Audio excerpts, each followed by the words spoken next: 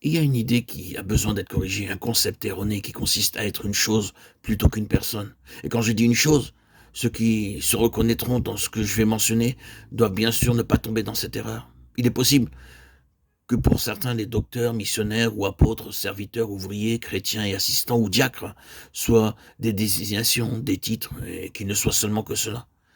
Des prédicateurs, des serviteurs, qu'ils le soient ou qu'ils ne le soient pas en réalité. Là n'est pas le propos. Ils tombent sous le coup d'une ou de beaucoup d'autres désignations ou titres possibles. Ils cessent donc d'être des personnes et deviennent des choses. Et quand vous les rencontrez, vous rencontrez le docteur, vous rencontrez le prédicateur, vous rencontrez le serviteur, vous rencontrez l'ouvrier chrétien. Cela conduit dans bien des cas à porter des vêtements spéciaux pour les hommes et pour les femmes. Vous rencontrez le ministre du culte, l'ecclésiastique, le diacre. Vous rencontrez une certaine chose. C'est si facile pour nous de devenir une chose, quelque chose qui appartienne à une sphère ou à une certaine classe. Et cette chose enlève notre personnalité. C'est-à-dire que nous ne sommes plus vus comme des personnes et nous ne les rencontrons pas comme tels, comme des hommes, mais nous les considérons comme une certaine chose. C'est une conception erronée qui a besoin d'être ajustée, corrigée, car la pensée de Dieu, c'est un homme.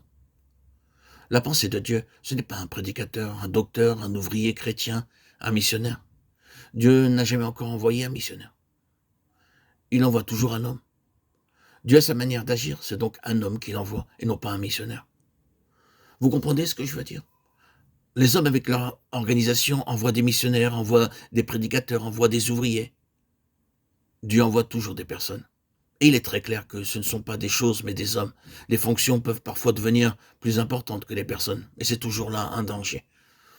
La chose qui nous occupe voile la personne que nous sommes et usurpe sa place.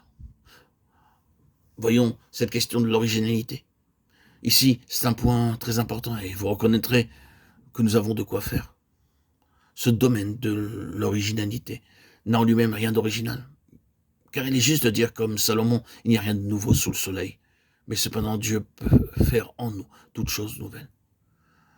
Les choses peuvent exister depuis longtemps, bien d'autres peuvent les avoir connues et s'en être émerveillés.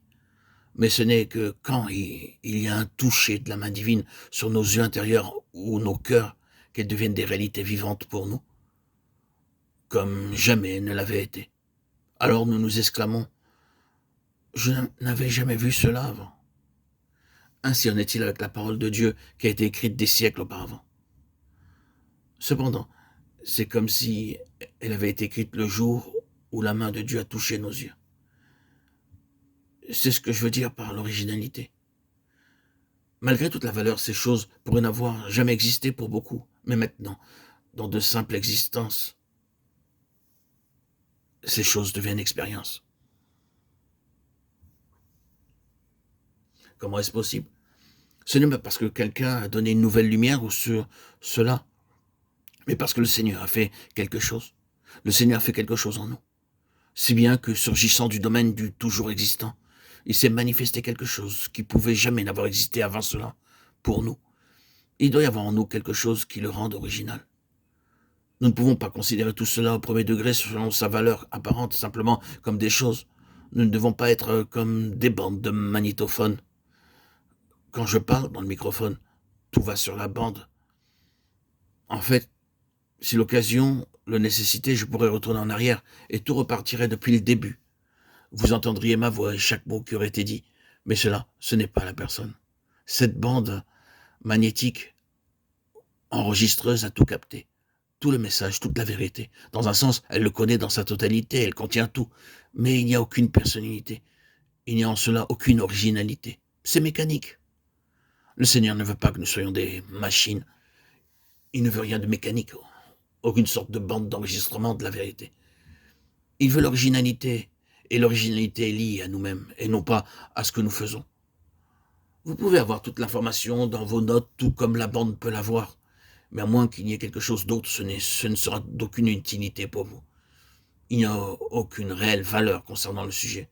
Cela doit le devenir en vous. Quelque chose doit arriver. Alors vous pouvez dire, oh, bien, j'ai déjà tout cela. Je connais les mots, les expressions, les phrases, les idées. Mais maintenant, j'ai quelque chose de plus, et qui est devenu une partie de mon être, une chose par laquelle je vis.